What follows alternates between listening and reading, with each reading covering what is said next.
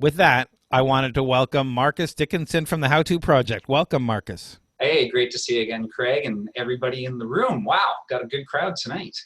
Yeah, the numbers are looking pretty good tonight, and I'm hoping people have a lot of questions because you and I always have different points of view on this stuff, and we always like to give specific feedback and actionable advice as much as possible. Well, and you nailed it right there. I mean, it's how do you prepare for these kind of things? Yes, there's obviously knowledge and expertise combined with experience, but that might not necessarily be relevant to anyone in the room. So to have you there as a sounding board, always love debating with you, like we talked about at the beginning. But to really have people just take that first step of bravery, to show some courage and say, okay, here's my question. Maybe I feel a little awkward. Maybe I feel a little shy, but I'm going to ask it. Awesome, because I guarantee you there's people watching it. They're going to have the exact same question. Or if you're like me, when I go to any of these types of events, it's like no one's talking. Here's my questions. I will take up the entire time if you let me because I want to learn. So step up, be selfish. This is your business, your future, your opportunity to get that much closer to your dreams. No one's going to be able to do it for you but you. So this is it. This is the time. Thanks, and I know a few of you, Ethan and others, who were looking forward to this topic. So hopefully you'll jump in and ask questions right away. So with that, Marcus, where do you want to start? Yeah. Oh, Oh, Ethan's already into it. there Awesome. you go. So even before I read his, here's where I'm going to start, and it's going to seem funny because, like you and I were talking about in the green room just before we started, there's different levels of business, based on revenues, profitability, B2B, B2C. Like there's all types of variables involved. So I was going to start at the very beginning, and what is my general rule for negotiation? So for people taking notes, note number one is don't negotiate. That's really the truth of it in most situations that a startup company is going to face. You talked about it earlier, man. Some of the lineup you have coming sounds amazing. I love talking about a lot of those things myself, as you know, and pricing structure, profitability, the way you market. I mean, we're going to talk about a lot of those kind of things tonight in regards to negotiation. And a lot of people get caught up in that because they're like, well, do I do the free offer, the free consultation, and then, to get it, or the free ebook or whatever, and then to get it, do I capture their lead information, and then is it upsells on a FOMO landing page? Like there's so much stuff we could talk about tonight, and the answer is no for most of that. When you're early on, just don't negotiate. And the reason why is because it devalues your proposition. Right? One of the things I cannot stand the most is when I'll attend a conference or a seminar and it's fantastic, whatever, and at the end of it, there's the sell. And the sell is far too long, far too boring, and the pricing's transparent. It's $1,997, and it's there the whole time just to program you that there's this value. And then they reward you because if you act now before you leave this event today, we're going to give it to you for only $97. What? Like it just makes no sense negotiation wise. Like you've just negotiated yourself out of a deal because you haven't said, hey, what if I took $100 off? Can I get the deal? You said, no, we're going to go from 2,000 to 100 and I didn't even have to do anything. So you're just practically, giving it to me without any negotiation. And too often that's what entrepreneurs do. And it stinks of desperation, right? Smacks of insincerity, and it scares people away. In fact, we're just finishing. I was running the numbers tonight, and this is an interesting thing because I know it ties in a bit to pricing model, but it's also about negotiation. I was in a Facebook group. A friend of mine, she's been growing her business. She's doing amazing things, has her own little private networking community that does selling. It's really fantastic how much she's grown. She's international now. And one of the posts they made was actually talking about upselling, free offers, what's your free offer? And I just went on a rant, as I do, about why free offers are no good. So we've been collecting data, and I'm going to just tell you what the high level data is here. It's really fascinating. So what we did is we created a landing page, Craig. 90% of the content on the landing page was exactly the same. The only thing that changed was the call to action. And in one, the call to action said, sign up for this free opportunity today. In the second run, we did 3 versions. The second version, it said, the regularly, I'll use the example of 1,997, get it for 497 today. So, you know, the severe, don't miss out on a discount. And the third one, the only thing that changed in the call to action is, you know, seats limited, of course.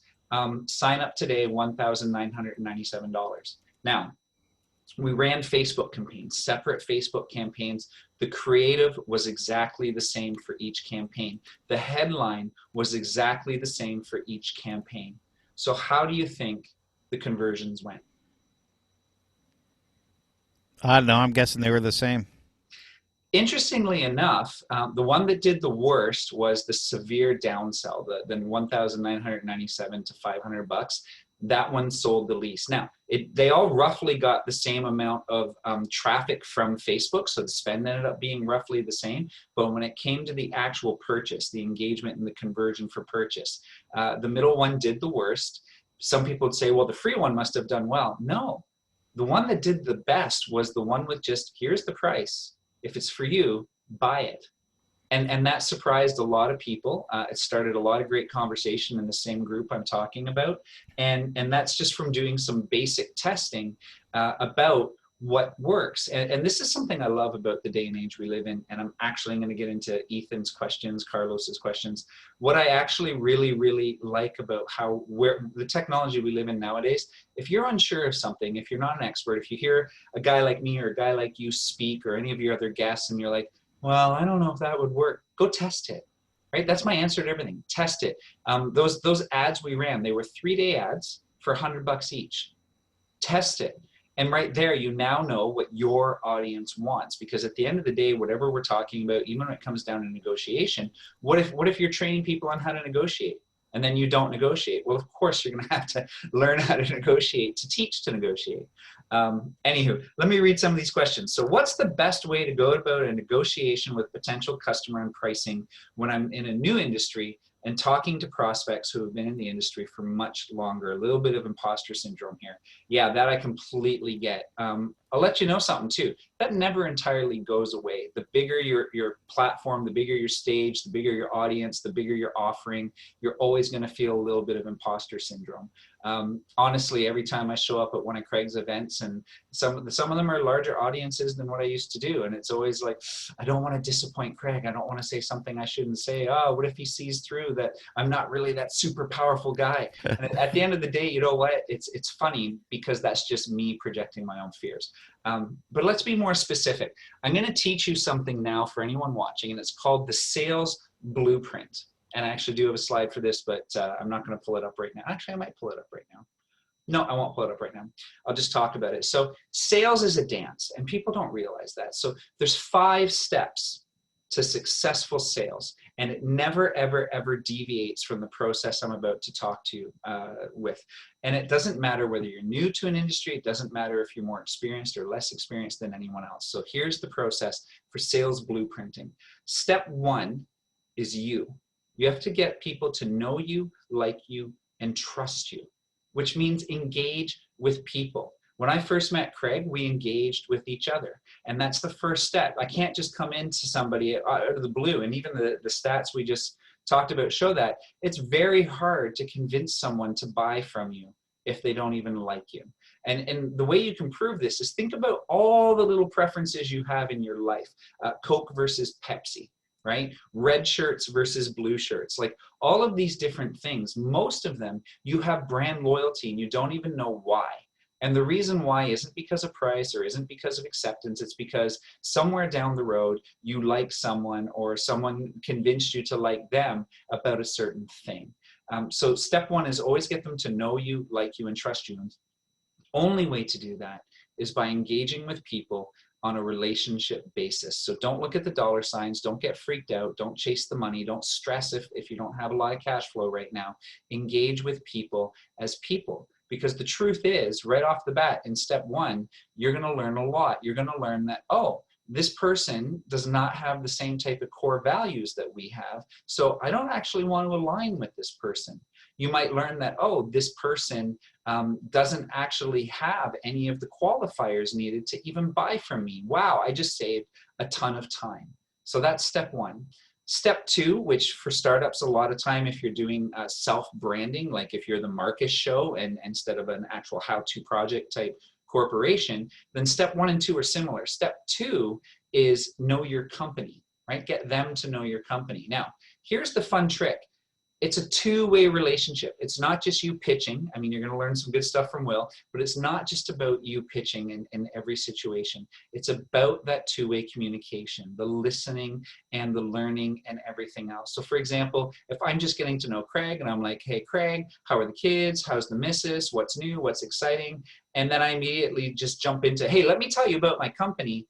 I've lost my dance partner because I've now moved to a different step than where he's at. So that's it, sales done. And similarly, if we're talking, let's say I'm talking about my amazing wife, and I'm in the middle of telling a beautiful story about how we spent our long weekend together and it was lazy and fun. And he's like, yeah, tell me about your company. I'm like, whoa, whoa, whoa. I want to tell you more about my wife. Let me finish my story. Blech, lost the sale. So you always have to be letting them direct what step we go to and following along, right? And a lot of people are like, well, I thought I was in control. I thought it was my rules. And it's like, well, yeah, but they're your prospect. And if you want their business as you qualify them through each step, then you need to learn how to dance with them, right? So step two is know your company. Step one is let them know you, like you, and trust you. Step two is know and like and trust your company. Step three is the product puke. It's your service offering or your product offering. This is where most entrepreneurs go astray. You go to a networking group and right off the bat, you're given a minute or so to, introduce yourself. And what do people do? Hi, I'm Marcus from How To Project, and we do remote project management. We can help you streamline your business, increase profitability by 30%, all from the comfort of your home. That's right. And if you sign up right now, we have a special 2-for-1 offer. We're also including digital marketing with a free website performance audit. That doesn't tell you anything about steps 1 and 2. I just product puked all over you. And if you're laughing right now, think about it, because we all know people that have done that in person, right? And no one wants to be that person. So until you get through that trust level, only then can you start to share about your product offering. And that's the #1 mistake that business owners make when they are pitching. So you're going to take away some of Will's thunder there too. Right after that comes step 4. And I went through all of this just to help you get here, Ethan. When you get to step 4 is pricing. Most of the time, and this applies to families, to marriage, to business, the vast majority of the time, if people are arguing about money, it has nothing to do about money. It has to do with you not delivering one of those first steps properly, right? When you get to the pricing point, if you have done the first 3 steps, gotten them to know you, like you, and trust you. I mean, I've closed deals on paper without people even knowing what the price was, because they had trusted me and wanted what we had to offer, right? That's part of what you want to do. In some ways, by developing that relationship and planting seeds, you can start to deal with the pricing objections along the way. And if you answer those questions proactively, things they might not even know they're consciously thinking about, but that lizard brain in the back is starting to put the walls up. When you get good enough at reading people and understanding this dance, you can start to deal with the pricing objections before they even come up. And I'll give you another, here's the #2 entrepreneur issue in this particular topic. We all have gotten these emails. Hey, it was on your website, just wanted to know your pricing. Tire kickers, right? The worst thing you could do is reply with your pricing. Why? Because you've just come in at step 4. And where does it start? Step 1. So what do? You reply, hey, great, glad to hear from you. Super excited to talk to you about how we could potentially serve you. Before I even know that we're a good fit, do you think we could hop on a call together? Right? Take them back to step 1. Get to know them a little bit. And if you never hear from them again, yay, they just saved you all that time, because obviously they're looking for the lowest price. And we all know that those people tend to be the highest maintenance. Okay, so we've gone through 4 steps. I said there was a 5th step. 5th step is close the deal, right? It annoys me how many times I never used to ask for the sale. I would go through all of this effort. I would do all of this transparent, vulnerable, real, authentic stuff that you learn to do, to be yourself, to connect with people. I would get through the fear of sharing my service offering. I mean, it's project management. Everybody can do project management. So what makes ours different, right? We came up with a catchy little AIM approach, and ooh, it's remote project management. But at the end of the day, project management is project management. You want to talk about fraud syndrome. Oof. So finally, I would get it all out there. I would get the service offering. We would even talk about the price, and our price, we're about 30% higher than all of our competition. And I would never ask for the sale, because sometimes I would just be like, I know my price is too high, so I'm not even going to ask, but I'm going to tell you because you wanted to know. And other times we assume that our buyer, our potential buyer, is just going to say, wow, that all sounds amazing. Do you think we could do business together? I think I've had that happen once in 12 years. Usually you have to ask. So step 5 is ask. Okay, so that's my answer to the first question. I should probably come up with quicker, more concise answers, but I wanted to be very detailed for you, right? It's important to not just say, hey, how do I negotiate price? Because that's where I'm firm. So never negotiate price. Never discount. Like a lot of, even in retail, a lot of people are like, share, like us on Facebook, get 10% off, or share it with 5 of your friends, get 10% off. Why would I do that? It's as soon as as a customer, as soon as I know I can get something for less, I will never pay full price for it again. So what I like to do in those situations, because it is a valid negotiation tactic, but what I like to do is turn it on its head, is say, hey, listen, and at the end of the day, it's the same thing. It's the psychology of it. Instead of offering 10% off, why not deliver 10% more? Right? So if let's say you're delivering a vegan meal.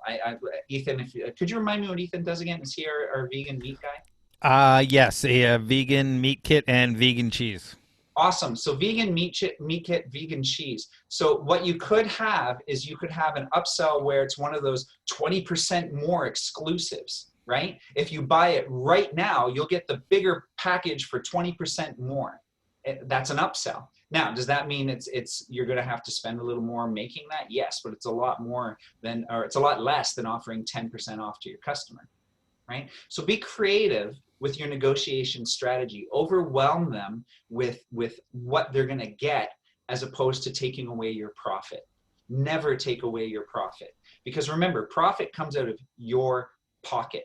And you're already, as an entrepreneur, typically taking scraps instead of paying yourself first. So just do not negotiate on pricing.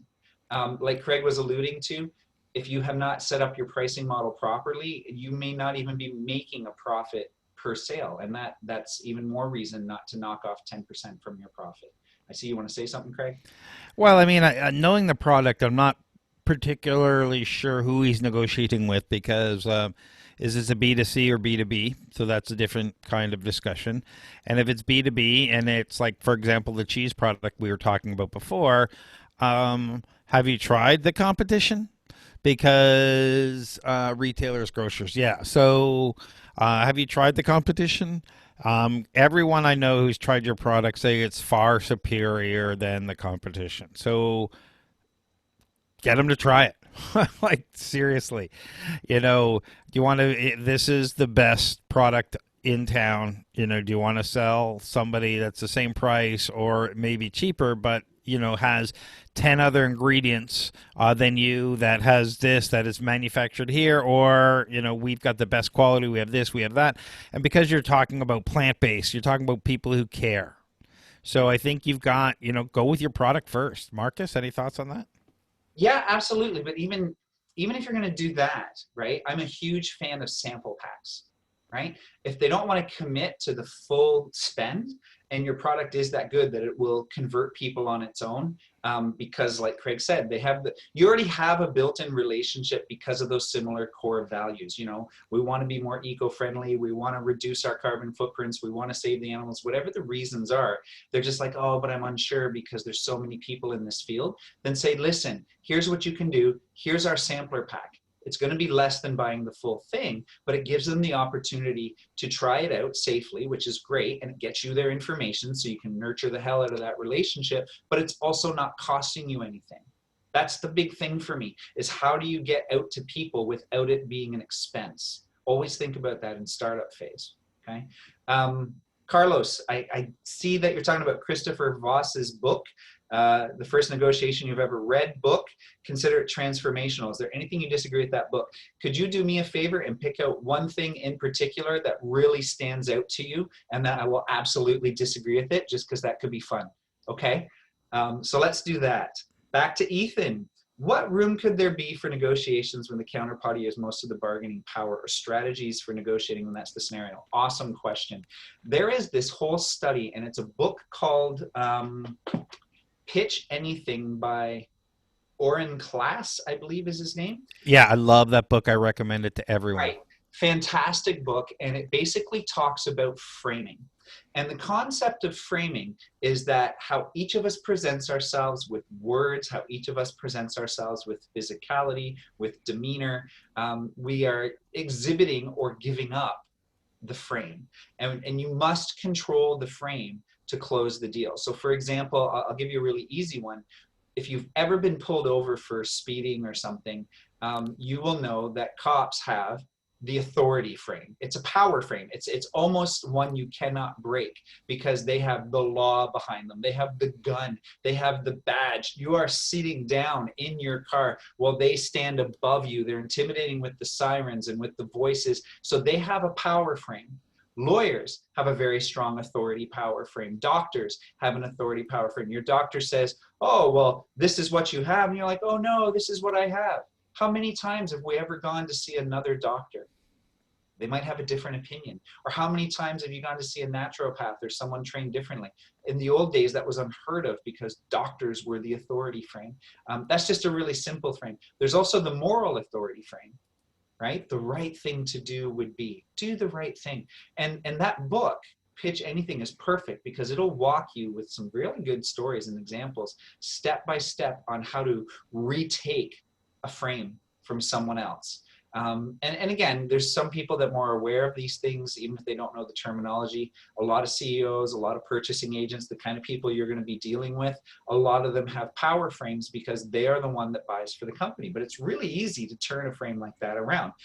You can talk about how, oh, well, I'm sorry to hear that, because we've been dealing with your competition and they've absolutely been wanting to order regularly. In fact, we're not even sure that we can keep up with the demand, but I understand if that's not for you, right? You've just totally taken back the frame, because now that purchasing agent's like, wait, what? This was a legit opportunity and our competition's already all over it. So always keep them on their toes, right? Moral authority frame, in the same example, it could be like, you know, I love that brand, actually. It's a fantastic brand. They're one of the inspirations for why we got started with what we do, because are you very familiar with the details? And then if they are, great. But if they're not, then you can be like, listen, they have 10 more ingredients that actually aren't good for the environment. Even though technically they're vegan, they're not pure. They're not clean. So, you know, if that's what you want to be about, then that's okay. But really who we want to cater to, you might not be the right fit. We're looking for people that absolutely want the cleanest possible product, right? So I know some of this sounds harsh, but it's amazing how you can take back a frame in a conversation. And the one rule that he always says is, when you present your counter frame, the next person to talk loses. So that's a lot of fun. It can get awkward and yeah, but it's fun. Okay. I put the link to the book in the chat room there. Perfect. Okay, what have we got? That's great. My roommate was laughing too. Good. I love these steps. Awesome, Perul. Thank you for that. I appreciate that. Marcus is going to give him the slides after. Yeah. Retailers and grocers. Yeah. So retailers and grocers, this is why it's important to really get into like not dealing with the Walmarts or the Costcos right off the bat, because it's a massive amount of volume and you're just not going to make any money. It doesn't work off the bat. So really what I want to do is, again, go back to your profit margin, not revenue versus revenue, because if you've got competitors that are bigger than you, they might have higher margins than you do right now. So you may not be able to compete on price. So look at your margin first to see what you can compete on, and incentivize. Incentivize grocers and retailers. Be more flexible in your negotiation, right? And another tactic. I said, don't ever drop your price, but what I really meant is don't ever drop your profit margin, right? So if you can have a sliding scale where the more they buy, the more they're going to save, that sliding scale is not going to be equal to your production costs, which means the amount they're actually going to save is not going to be anywhere near as much as the dip in your production cost. So as you sell more to them to incentivize them because they think they're spending less per unit, which they are, but your overall margin's going up because your run costs are going to be a lot less because you're producing more per batch. So that is a valid strategy in that scenario when you're dealing with like grocers and retailers, but don't just knock the price off if they're only buying minimum quantities and things like that. That's when I would go back to things like the sampler packs and what have you. Or just taking back the frame like we talked about. Jesse, can you recap the 4 steps quickly? It's 5 steps, and absolutely. So step 1, they must know you and like you and trust you. Step 2 is they have to know, like, and trust your company. So sometimes those could be the same if you're a solopreneur or a self-branded entrepreneur. Step 3 is the product or service offering. This is only then do you get to talk about the actual offering. Step 4 is your pricing. And then step 5 is asking and closing or opening the sale. However you want to word it, opening a relationship, closing a sale. So those are your 5 steps, and it never deviates from that. And it might not be linear. You could get all the way up to pricing and someone could drop down and say, well, how long has your company been around? Right? Because if you're asking a price that has sticker shock to them, if they ask you a follow-up like that, well, how long has your company been around? Obviously, it was a sticker shock question. So now you go back to step 2 and you readdress what the company is, how long they've been around, what the values are, and you work back up. You don't just go from 2 and then go back to price. You go back to the product, right? And it's like, oh, well, this is why, we keep it with the cleanest ingredients possible. Right? So it's a fun process, but just remember to learn the flow of the dance. And I didn't say this before, but I will because, Jesse had technical difficulties. Practice with people, practice at networking events, practice online, practice with friends, practice with your spouse. I mean, all of these negotiation tactics, all of these sales techniques, all of this is just something to practice across every area of your life. Don't really take the power frame back from your wife. It never works. But besides that, you'll be good. Okay. Diane. Hey, Diane. Do you have any suggestions for this example? Those who approached you, you have done the get to know you dance, okay? And while there is actual work that is there for the taking necessity, the prospect believes what you are doing is networking. How do you move the freeloader tire kicker into a sales engagement? So how do I do it, or how should you do it? So part of it is beta interrupting is one of my favorite things. And it's probably why I debate. It's probably why Craig likes me, because my whole method of doing things is to disrupt people from just the same old, same old. It's how I'm wired. It's part of my personality type. It doesn't work for everybody. So I'm going to answer your question and tell you how I do it. One of the first things is when I'm in a networking event and people are like, hey, my name's Marcus. Nice to meet you, Craig. Craig's like, hey, what do you do? And that's where, some people are like, oh, I'm an accountant. Oh, okay, thanks. As soon as you say that, they've already painted a picture in their head of what you are and what you aren't, and I don't need an accountant right now, thanks. So it doesn't matter. I have great headlines, we'll call them, for the pitch. If someone says, hey, what do you do? I'll be like, right now, whatever it takes. And usually it gets some laughter or whatever. So have some type of line that just beta interrupts something they weren't expecting, so you can actually engage in a conversation. And if you believe there's money there, like if you believe there's work there, just take them through the dance, but like almost make them beg you for it. So a lot of times you can do that. Just, you can almost sometimes occasionally look around as if you're disinterested, or sometimes you can just honestly just listen to them talk and talk and talk.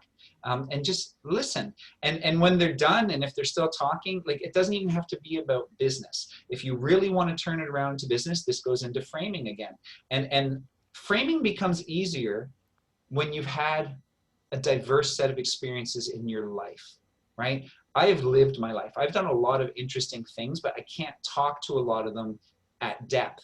However, it makes me a great conversationalist in groups because I can inject myself into many different topics, and that can help me steer a conversation to the next step in blueprinting. don't be afraid to interrupt people. What I would recommend, I don't know, we can put this in there, is bankcode.com. So bank is a very, very quick personality-based profiling. So bank is blueprint, action, oh, she's going to kick my butt for not knowing it off the top of my head, nurture, and knowledge. And essentially you can start to categorize people based on how those 4 things show up for them. So yeah, I would recommend studying that, because I'm a little bit more outgoing, so I feel more confident in interrupting and playing with some humor, doing the interrupts, whereas some personality types, that's just not how they're wired. So that whole long-winded answer I gave you just will not work for those personality types, because it's just not something they're comfortable doing. All right, what do we got here? The Pitch Anything book. Ethan, that's amazing. No, you're amazing. Okay. Carlos, when hitting an impasse on a negotiation. Oh, we're going to disagree. Okay. When hitting an impasse on a negotiation. So both sides aren't getting what they want. Summarizing and repeating the concerns of the other party in negotiation is the best way to get them to agree to a solution. Okay, yeah, I mean, I think that's perfectly valid. It's a great starting point. So when you're in a legit negotiation, let's say it's a high-level contract negotiation or an M&A, mergers and acquisition negotiation, contract, like any type of serious legal contract or employment contract, something, you know, salary, whatever you want to talk about. Repeating the concerns of the other party is a good way to buy time while you think. Right? It's not always the best way to get them to agree to a solution, because really all you're doing is repeating their concerns. I guess the idea here, from what I remember of that book, is it's doing that same thing as step 1. It's showing relatability. It's showing alignment, saying, yeah, I can see why those things would matter to you. But really what it is it's buying you time for you to think, so you can have a proper answer. So for me, the best way to agree to solution, I'll teach you guys another 3-stepper, because I see we have some time.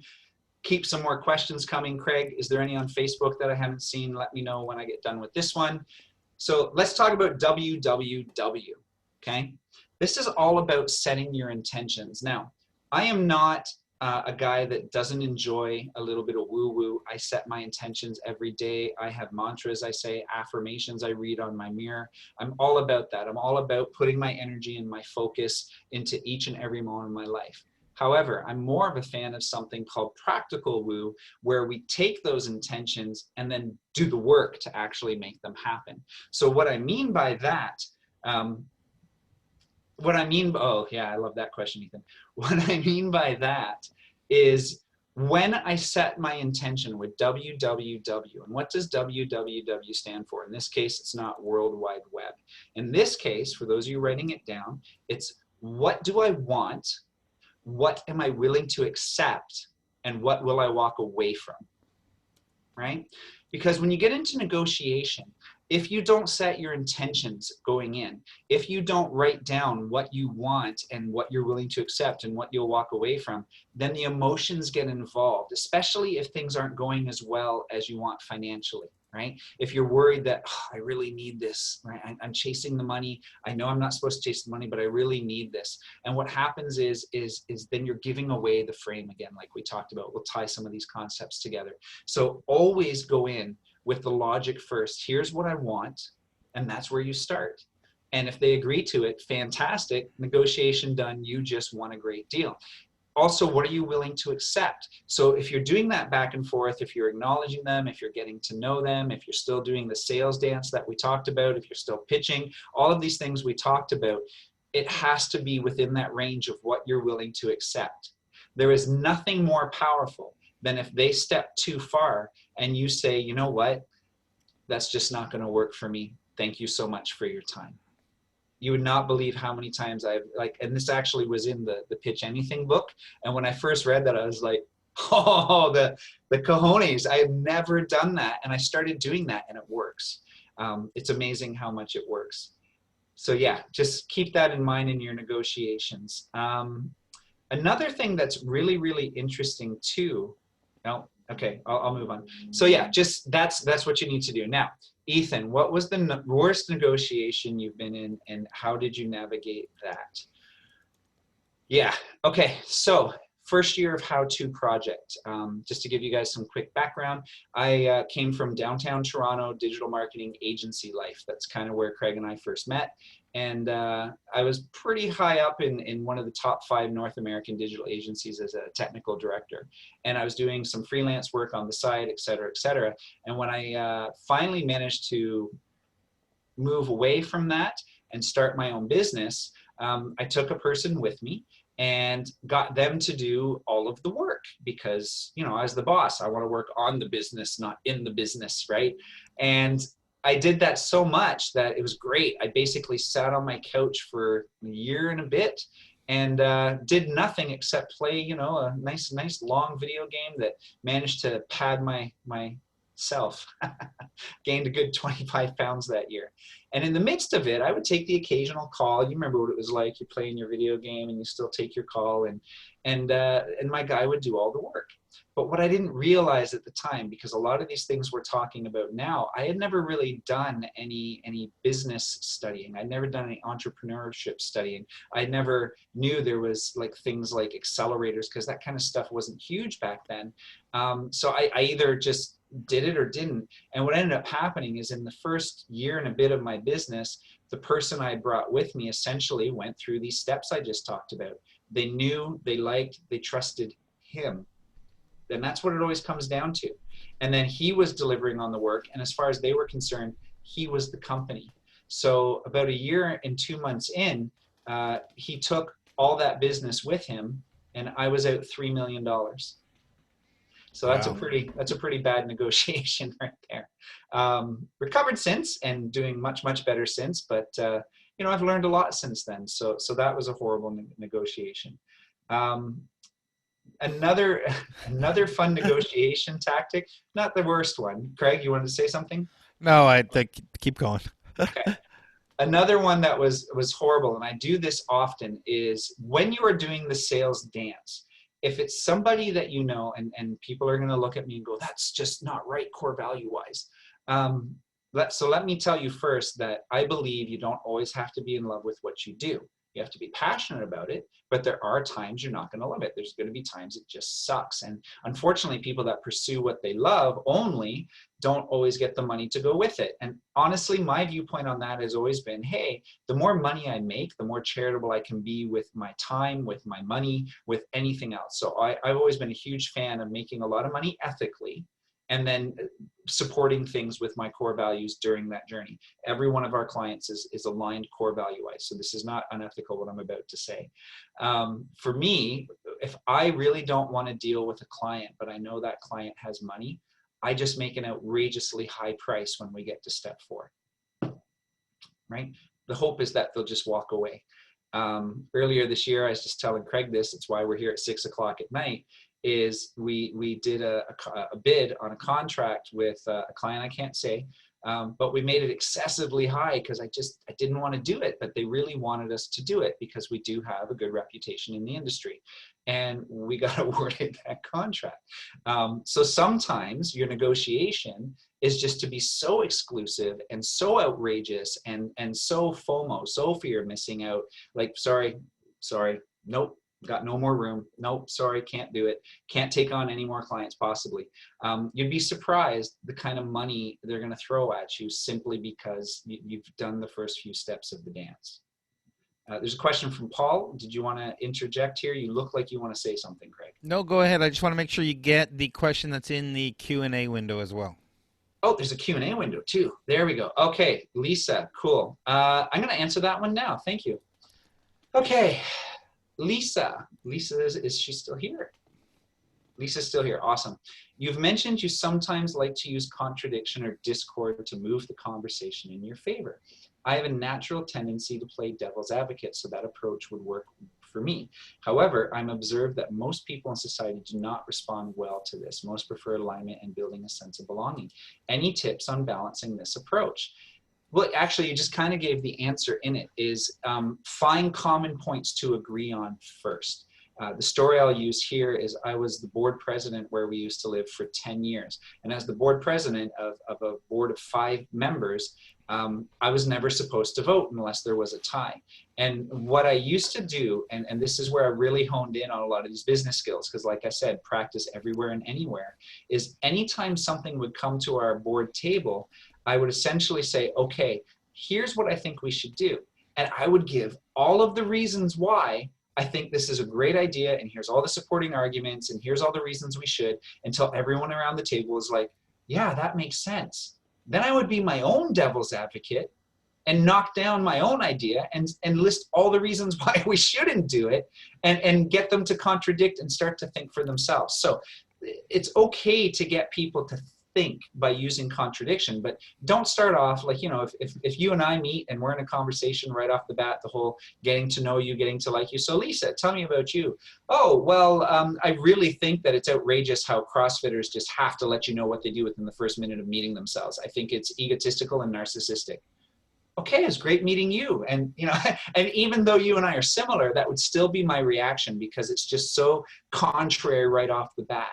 So instead, you know, ask me a bit about me. I could be, oh yeah, I like to go to the gym. I've been working out for a few years. Oh, what kind of things do you like to do? Well, I'm really into the powerlifting.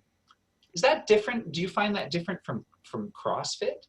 Right? And then now we can have a conversation about your opinions on CrossFit because we spent some time getting to know each other. So I guess the blunt answer there, which I can say because you said you can accept blunt, is make it less about you and more about them. Right? Listen more and interject where you think it's appropriate to derail them. That's really all it is. I'm not pushing the train. I'm not steering it towards me. I am letting them steer their own train towards the best possible solution. If that happens to be me, fantastic. If not, I actually want to hop off the train and go somewhere else. Right? This is a hard lesson to learn. It is. It's a very hard lesson to learn. And I know for a guy that sounds like he's been speaking nonstop for 50 minutes, I actually do listen a lot, and I prefer listening over speaking. I mean, I've had, I run a pre-accelerator program, and one weekend I decided to take our group out to pitch randomly to a bar. I've told this story once on one of my sessions before, and it was a complete disaster. We did an improv class ahead of time. We talked to people. We got them all, you know, understanding that you really need to talk to the other person first, figure out where their interest is, figure out what's going on before you weave your stuff into the conversation. But no, we were out there and people went out and like, hi, I'm this, and I run this kind of startup. I'm like, no. And it was a complete disaster. I lost a student that weekend because they didn't do any of the stuff we practiced. And you really need to practice that. When is the right time, and how do you, if you don't want to lead the conversation, I suggest you do lead the conversation to those directions when you can. Agreed. Another one that's fun is it's actually the improv base. It's yes and, right? That's how improv works. Yes. Yeah. Something I like to do for myself is during that sales dance, steps 1 through 5, at an appropriate time, which is different every time, what I often like to do is just stop for a moment, like it's a first date, because really that's what it is. And I just stop for a moment. I'll be like, you know, I want to say something. Is it okay if I say it? And they'll always say, yeah, especially if you got a little smirk on your face, they'll be like, okay. Say, I really think we should do business together. So why don't we agree right now that we're going to do business together, and then we're just going to figure out how that, what that looks like, how we're going to make it work. And when I first started doing that, and it was actually out of Toronto Starts Group, when I first started doing that, I was like, is this going to work? But I had no idea. I thought, is it cocky sounding? Like, you know, is it, but test it, test everything. And that's now my default close. I use that close so much that it's ridiculous that I never used it before, because the truth is, when I get to that part in a conversation where I know that we could do amazing business together, if I can get someone to just agree to that, the micro yeses, right? Get them to agree to that, then sorting out the details is kind of just the fun part. Because now the stress is gone for both of us because we both know it's a done deal. Whew, that takes a load off. Okay. Carlos has is this a PG-13? We have an a-hole tax on customers that are irritated. Yeah. I just saw this on Facebook, and we've always done the same type of thing. It was like, what was it? coffee, just coffee black, Yeah. $4. Coffee black, please, was like $2.75. May I have a black coffee, please? Thank you, and have a great day, was like $1.50 or something. So I loved that because it's very true. We increase our prices annually, and that's for the good customers. For the non-good customers, they tend to increase more than annually. Another great practice, speaking of that, is not even, again, depending on how your customers work. For us, we have long-term retainer clients, right? So for us, what we do every single year is the 2 clients that annoy us the most, we actually fire those clients. So if you're a former client and you're watching this right now, cat's out of the bag. All right. Okay. Can you give me some advice for connecting and eventually making a sale with someone on LinkedIn or another online platform where it's hard to do natural in-person conversation? How do you do the sales dance in these platforms? So that's more of a sales topic. However, you're here and I appreciate you, Perul. So let me give you a perfect example. You do this, right? You engage with content. Is there any of you, and just really, I want to see people that are here just write yes or no in the window when I ask this question. Do you feel that in the course of our conversation together that you've gotten to know me? Obviously, I haven't gotten to know you, but do you feel you've gotten to know me, like me, and trust me more than when you first showed up at this webinar? So just put a yes or no in the boxes, because that should answer your question right there. Sure. Thanks, Carlos. Sure. A very committed answer. Yes. Thank you, Perul. So that's the point. When you put out some content, and it can be as easy as this. I mean, think about this from a strategic point of view. Where it's beneficial to me in this relationship with Craig is he has the audience. He goes to all the work of scheduling. He comes up with the topics. He does everything. I just have to show up and be awesome. Right? That's it. And the reason it works for him is because he knows I'm going to show up and be awesome. If I didn't, I wouldn't continue to be featured. So that's how it works, because it benefits him in many ways and it benefits me in many ways. But it's easier for me to do this than to create my own in this sense. Another thing I really enjoy doing, and I was talking about it earlier a bit, Perul, is join some Facebook groups for your industry or even for your competitors, not to sell on it or anything, but really just to have opinions, just to really challenge people's thinking. And you will be surprised how when you just start to give opinions that aren't the popular opinion, how many people will seek you out or engage with your Facebook page or your LinkedIn profile. And once they do that, if you're familiar with how ads work on those platforms, you can now start to target those very people.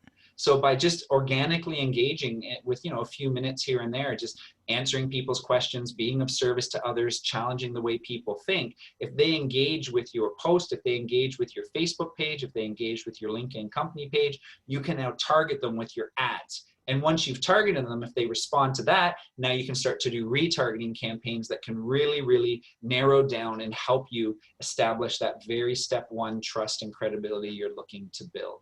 So hopefully that was a high level answer, which I don't normally like to give, but there's probably about 3 months of training in that answer if you really want to get into the details.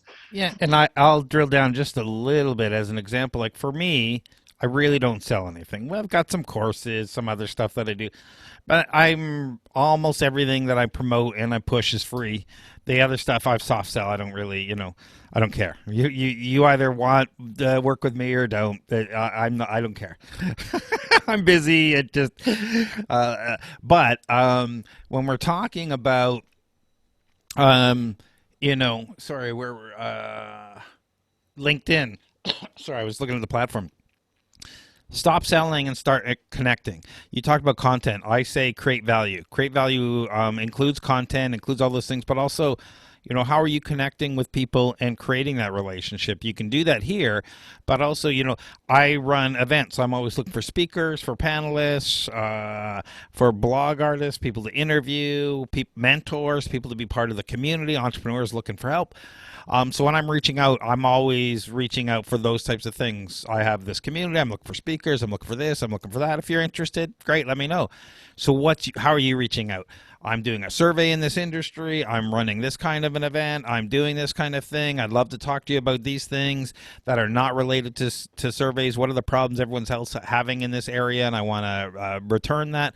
Start reaching out and adding value. If you do a conference or a virtual event in the future, which is even easier now, virtual events, you start interviewing people for speakers and whatnot who are all in that industry and adding value. Now you've created a reputation along the way creating this content. So there's so many ways, but I think the key is to start with step one, you and your company, and getting people to know you. Back to the 5 steps. Always Uh, comes back to that. Everyone jumps to step 4. Let's sell on LinkedIn, which is the problem. No, it's true. Yeah, absolutely. And one of my biggest pet peeves is the LinkedIn messaging ads now, where it just pops up in your messenger. I can't stand them. I actually just start blocking people if I don't actually know them and they sell me on LinkedIn that way. Yeah, I agree with everything you said. I mean, the only thing I'll add to it is be relevant, right? Your information has to be relevant, which obviously Craig knows because he was saying, surveys, engage your clients, engage your prospects, ask them what they want. We usually ask 3 questions. What do you want us to keep doing? What do you want us to stop doing? What do you want us to start doing? That right there will give you everything you ever need to know about driving a sustainable business, right? So be relevant. Yeah, okay, so there's no more pending questions that I can see in chat. Is there any on Facebook? No. Do you have any parting words? Where can people go find out more if they want to get a hold of you? And you do a regular online thing yourself, don't you? Yes and no. We did kind of wind that down as we've helped over 282 businesses pivot during COVID. So we kind of wound that down. It was a temporary thing just to help out during the high peak of the pandemic. Depending on how school goes for the next week or two, we may start that up again. But where can you find me regularly is at howtoproject.ca. There's a link there at the bottom in the footer called the CEO Coffee Chat. Would love for you guys to book some time with me just to chat. The only rule about that chat, and just so you know it's not a sell, the only rule about the CEO Coffee Chat is it can be about anything except business. I'd really just like to spend 20 minutes and listen to you because you've just spent the last hour listening to me. So really not a fair trade, but still, if you want to make that happen, I'm more than open to that. And if you got value out of this, I just put the link in the chat room. Feel free to give us a 5-star review on Google My Business. I stopped asking for that a while ago. It helps other people find our content and whatnot. And I'm just going to put the link to your website, the How To Project, in the chat room as well. Thank you, everyone, for coming. Thank you for all the questions. I hope you appreciate it. Let me know other topics you want to see moving forward. And, as Marcus said, feel free to reach out and tell me what you want us to keep doing, what you want us to stop doing, and what new things you want us to do. So that'd be great. And thanks a lot for coming. Thanks a lot for your time today, Marcus. We really appreciate you getting that little extra hour after work today. No problem. Always appreciate being a part of Toronto Starts.